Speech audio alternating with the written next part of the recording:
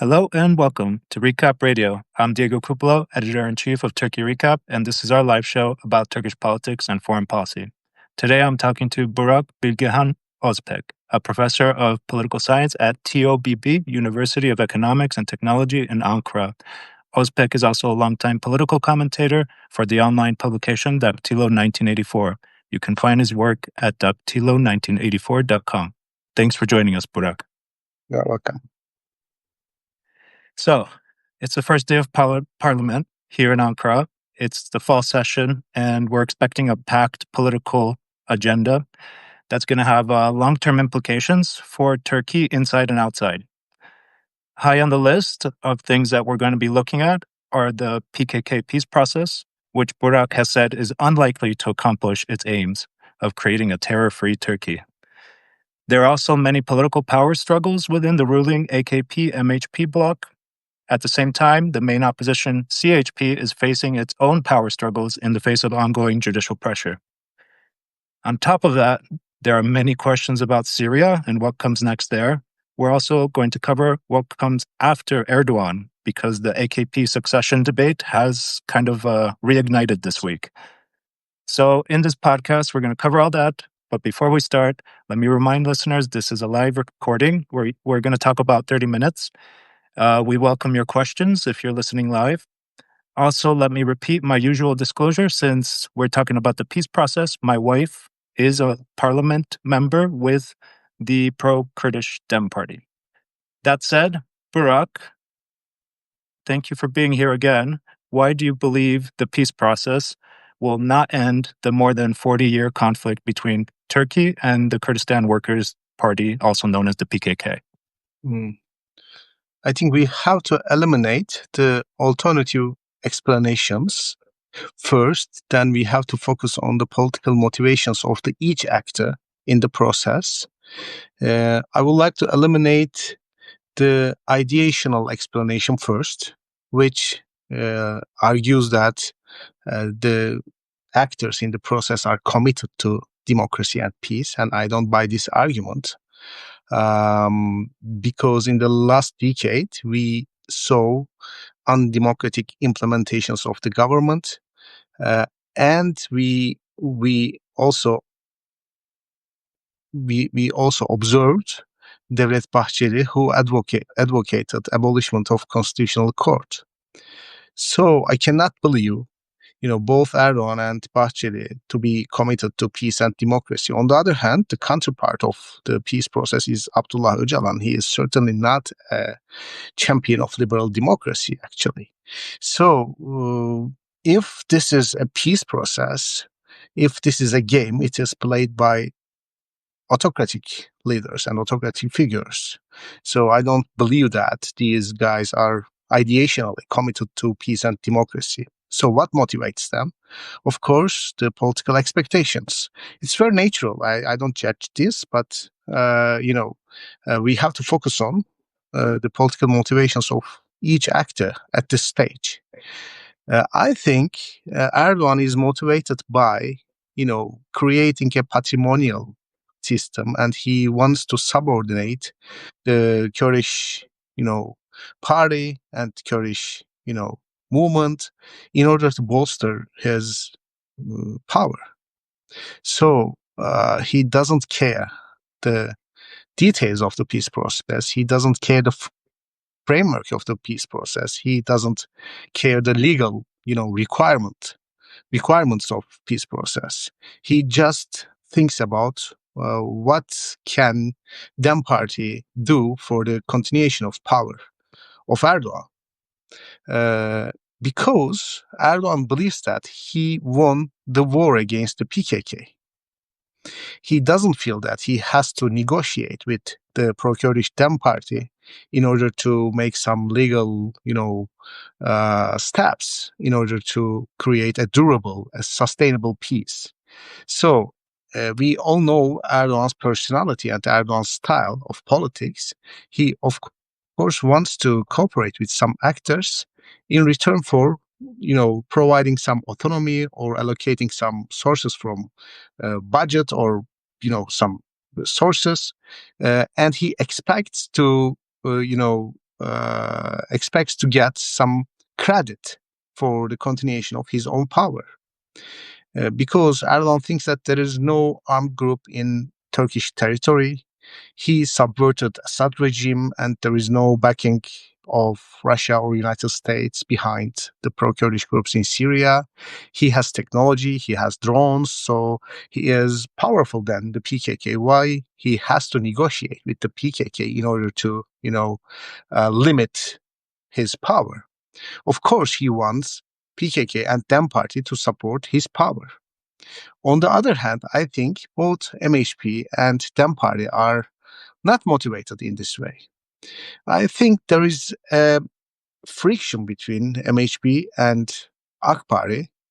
I don't argue that Bahçeli has sufficient courage to break up with AK Party. Of course, he wants to, sustain the coalition between AK Party and MHP because MHP is taking the advantage of this coalition.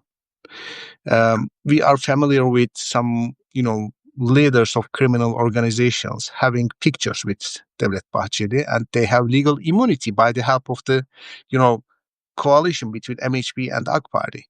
And most of the, people who are on the age of legality shares, their pictures with Bahçeli in order to get legal immunity. So Bahçeli represents these people, and he really cares about continuation of his relationship with the AK Party. But I think he has a fear. He doesn't want to be involved in asymmetrical relationship model with AK Party. I mean, he wants AK Party to win the elections, but AK Party to survive by the help of MHP and Devlet Bahçeli. He wants this dependency mechanism to continue. And I think he is afraid of being dominated by AK Party, being ignored by AK Party. That's why he wanted to justify, or he wanted to provide legitimacy to DEM party by the help of peace process in order to contain Erdogan, and in order to, in order to, I don't want to use the word compel, but in order to compel Erdogan to share power with MHP and DEM party. If Erdogan shares power, he will become more dependent on MHP and DEM party, so he cannot dominate the other small parties. DEM party, on the other hand, has some doubts about the process, because without any legal regulations or legal amendments, DEM party is aware that peace process can end anytime, and Erdogan could dominate or could control the pro-Kurdish party for his own political benefits. So they have some preconditions for the peace process. I don't want to say that all of the DEM party members have some preconditions. I think there are some members of DEM party who are extremely eager, enthusiastic to be coalition partner with Erdogan, regardless of the legal, legal steps that will be taken by Erdogan. But I think the dominant idea within DEM party is very obvious. They are expecting to have some reforms, some amendments, some legal procedures, some steps to feel more secure. So the continuation of the peace process depends on convergence of these diverse, expectations on the same venue. And I don't think that Erdogan will be eager to share power with other parties or with parliament for the continuation of the peace process. Finally, Diego, I have a point regarding the public support to the process. If you look at the popular public surveys, you can see that the vast majority of the society is against a process which is negotiated between the government and Öcalan. The name Öcalan is extremely, negative in the minds of the Turkish people. So at the end of the day, probably Erdogan will think about his personal political future. Why am I involved in this process? Will be the question that will be asked by Erdogan. I'm not gaining anything. People are not supporting this process. I have to share my power. So why I am, proceeding this process will be the question that he is going to ask at some point. Yeah. Yeah. And I want to get to a lot of topics. So let's see if we can do it all. Maybe we need a little more than 30 minutes, but these are complex topics as you just laid out. I was listening to Erdogan before we spoke. He just gave his address, right, in Turkish parliament. There's an opening ceremony today, and CHP skipped this. Their seats were empty, right? And at the same time, you have helicopters flying above Ankara. Everything's getting back into the swing of the political moment. And I'm wondering what comes next, because Erdogan referenced the peace process along with Gaza and many other topics, which he usually highlights, like the economy and how we're trying to work on it. But in the peace process section of his speech, he was saying that we're waiting for the parliamentary commission to finish its work and propose some legal amendments. Do you feel like that's the place where we might see some slowdown in the progress of this process? Like, how do you see it playing out? If you don't think it's going to work, where do you think that breaking points might be? And if you can briefly, what's that mean for Syria? Yeah. As a normal person, I am expecting the parliamentary commission to propose some legal reforms. For example, Turkish courts are not, recognizing the decisions made by European Court of Human Rights. If this is recognized by the local courts, of course, Selahattin Demirtas will be released. And I'm not sure whether Erdogan is ready for this. Parliamentary commission will propose some, democratic reforms. They are supposed to propose actually some democratic reforms. For example, freedom of speech should be under the guarantee of constitution. Freedom of association should be under the guarantee of constitution. And I'm not sure whether Erdogan is ready to accept all these proposals. As I told you, the peace process in the mind of Erdogan is different than any other peace process that succeeded in the history. He wants a patrimonial system, and he expects Kurdish groups, nationalist groups, all kind of identity groups to subordinate under Erdogan's leadership, and there should be a reciprocity between Erdogan's government and the identity groups or political groups based on allocation of the resources. That's my expectation. What does that mean for Syria? Can you comment on Syria and anything you can you feel comfortable saying about the dynamics there? Of course, there is a Syria dimension of this situation, and Erdogan is backing Sharia government, and Sharia government is being backed by the United States and United Kingdom and European Union as well. So I think disintegration of Syria is a nightmare scenario for Turkish national security, actually. And for Erdogan, it's also a nightmare because there is a guy in Damascus and he's being backed by Erdogan, and this guy wants to keep territorial integrity of his country. So I think peaceful solution of the PYD question in Syria is the main priority for Erdogan if he wants to continue peace process in domestic realm. Because any conflict between Damascus government and Kurdish groups in Syria could drag Turkish intervention into Syria, and this undermines the ongoing process with the Kurds. So it depends on the negotiations between Kurdish groups and Damascus government.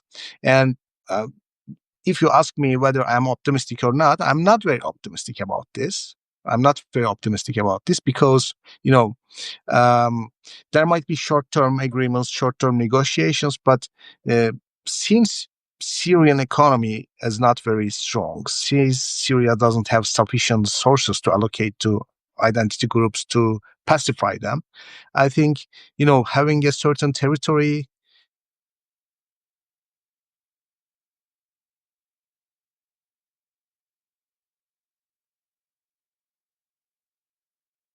No, did we lose Burak? Burak, are you there? 1 minute. We have a technical issue. If people are still online, is it my phone? I'm going to re-invite Burak. We've lost Burak. Well, hopefully he reconnects. While we're waiting for him, I'm going to have a monologue. Please stick with us.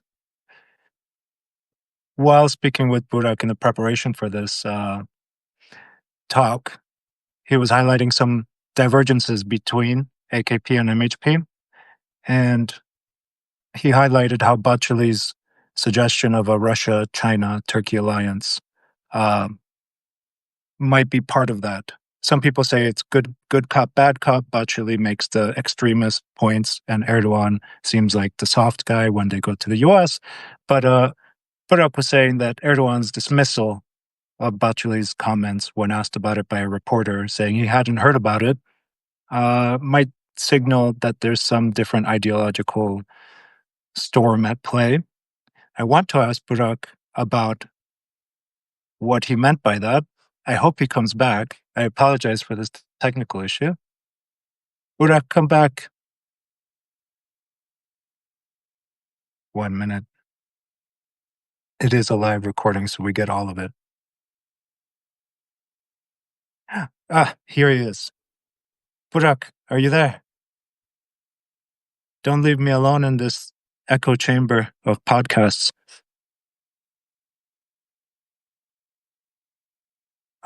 He joined as a guest.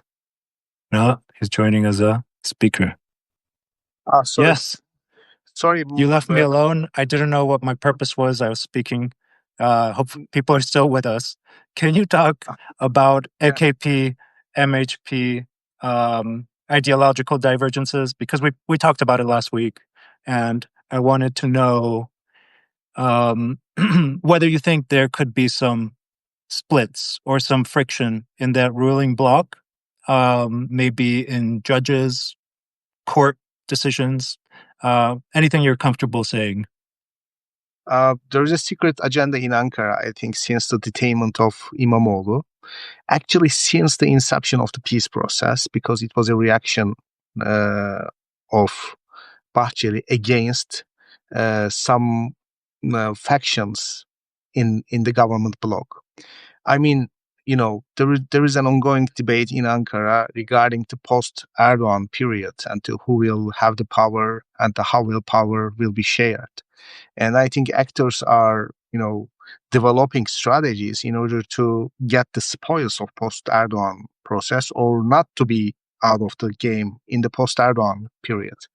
And I think on the one hand, we have family, and on the one hand, there is a roadmap which involves, presidency of a family member, which is addressed by directly Erdogan. For this to happen, the opposition should be annihilated, should be destroyed completely. And detainment of İmamoğlu, investigations in Ankara municipality or Kılıçdaroğlu case in CHP, they all serve this purpose actually. If you destroy completely, totally the opposition, a family member can easily become next president of Turkey. On the other hand, there are some people in the system who doesn't want the Turkish regime to turn into hegemonic autocracy. They want to keep the competitive character of the system. This is very vital for them because for them to be meaningful, the system should be competitive. MHP, Dem Party, or some prominent figures in AK Party are in favor of continuation of competition in the political system, and of course CHP.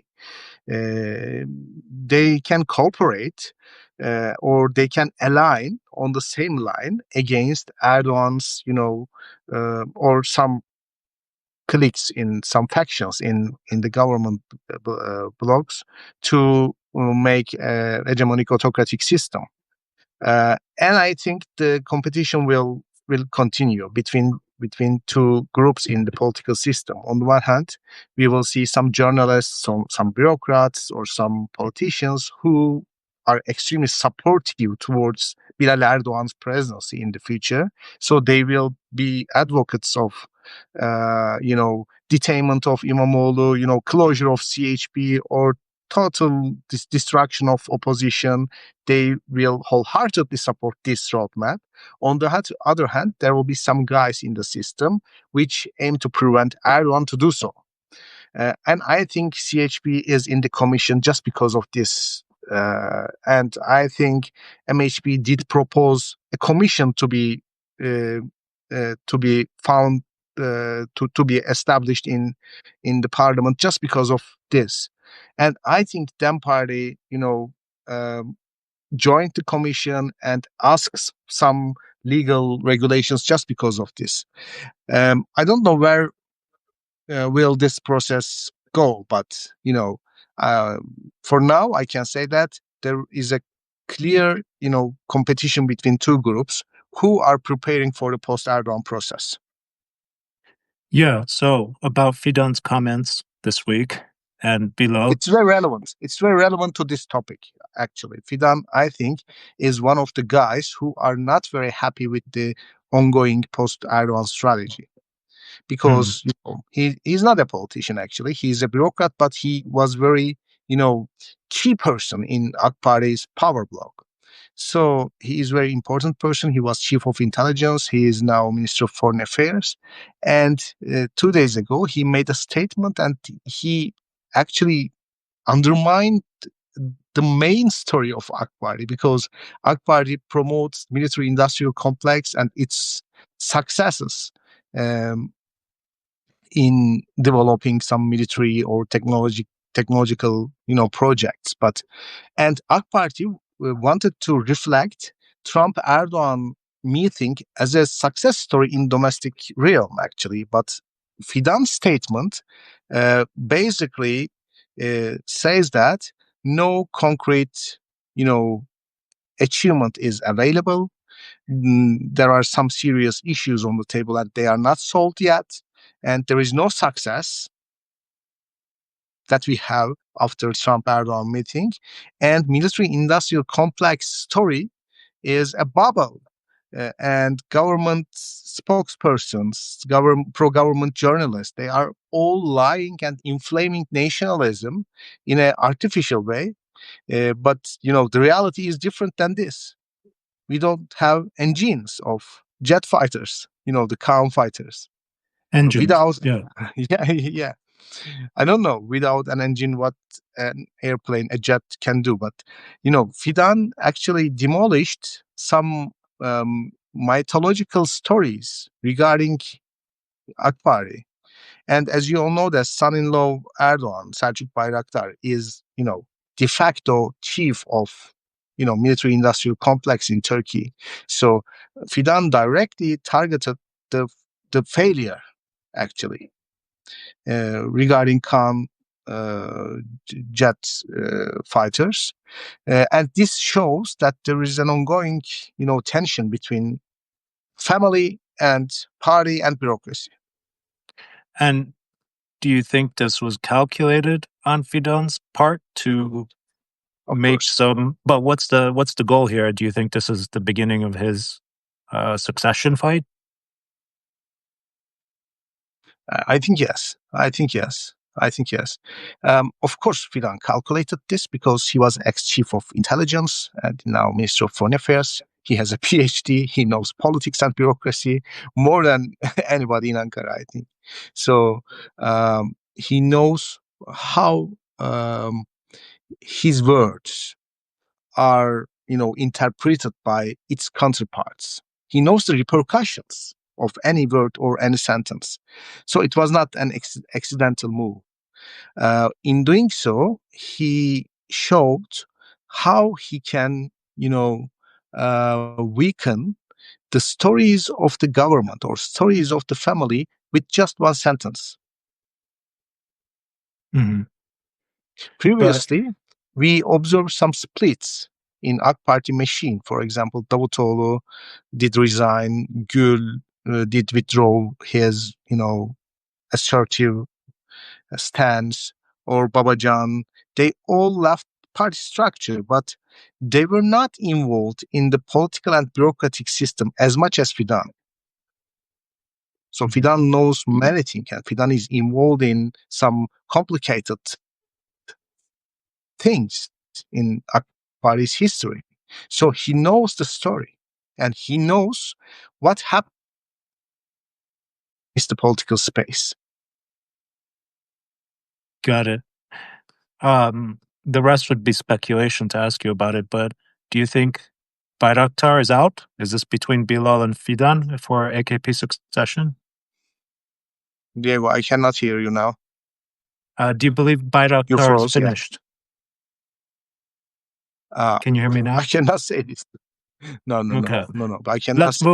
I cannot. Let's move to more familiar territory. We got a question about Eurojets as an alternative, but I'm not sure we're either of us is defense industry experts. I don't know if we can really comment on that in a real way. To use the rest of the time I have with you, I'd like to talk about CHP and the ongoing pressure on the opposition party in Turkey, right? What do you think about their strategy so far? Their main presidential candidate, the Istanbul mayor, Ekrem İmamoğlu, is in jail. Özgür Özel, the chairman, continues to have his leadership challenged, and also he has his own trials that keep opening up. How do you see the CHP reacting in the next few weeks or months? And worse comes to worse, do you think Yavaş is a viable candidate for them? Yavaş being the Ankara mayor. I'm sure that Yavaş can win the elections, but I am not sure Yavaş will be the candidate. I think what we are observing in Turkey nowadays is related to the nature of the political system in Ankara. Erdoğan wanted to see strong political parties in opposition. He doesn't want to see strong leaders in the opposition. İmamoğlu was a strong, charismatic leader, and he was not a typical CHP person. He was coming from center-right tradition. His father was nationalist, and he was a member of Motherland Party in 1990s. He's coming from, Black Sea region, and he's involved in trade in Istanbul. So he's a very pragmatic person. He has some personal abilities while having dialogues with ordinary people in the streets. So he was a very unique figure, and he could attract not only CHP votes, but also Kurdish voters, nationalist voters, center-right voters. So he was very lucky, actually. So, and the Istanbul municipality is a successful municipality. İmamoğlu initiated some subway, and he completed infrastructure of Istanbul, and he opened up some kindergartens, some restaurants for the regular people. So the İmamoğlu was a very important figure for the success, for the achievements of the opposition in the future. But now he's in prison. I think nowadays Özgür Özel is walking on a red thin line because Erdoğan wants Özgür Özel to be just a strong CHP leader rather than the leader of opposition. By the help of this, Erdoğan can argue that the competition is between AK Party and CHP, not between power and opposition. So he wants Özgür Özel to forget İmamoğlu, to come back to Ankara, to be involved in political negotiations with other political parties, and to be just a regular CHP leader. And he knows that if Özgür Özel becomes a regular CHP leader, he can easily defeat him in the next elections.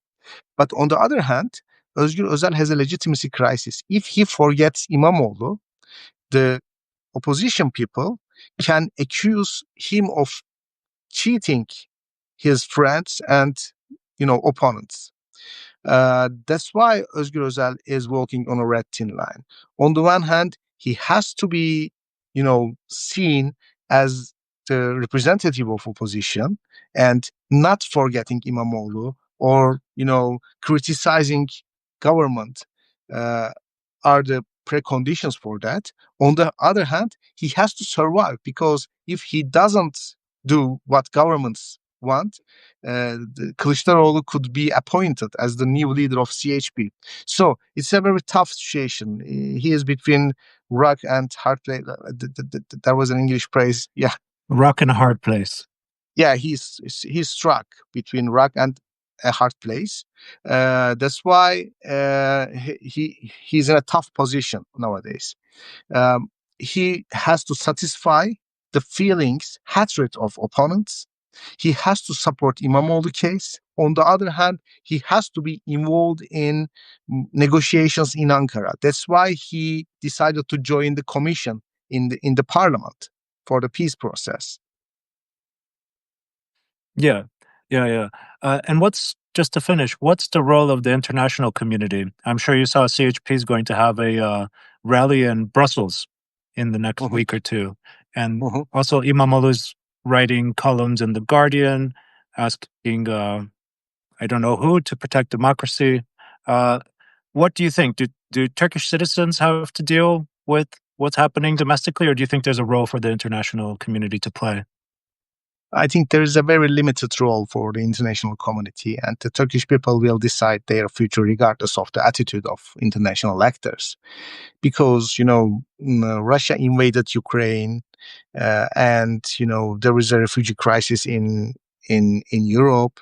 So there are some security threats that could destabilize the order in European societies, and Turkey could contribute to European security. And Erdogan is very enthusiastic to contribute to European security.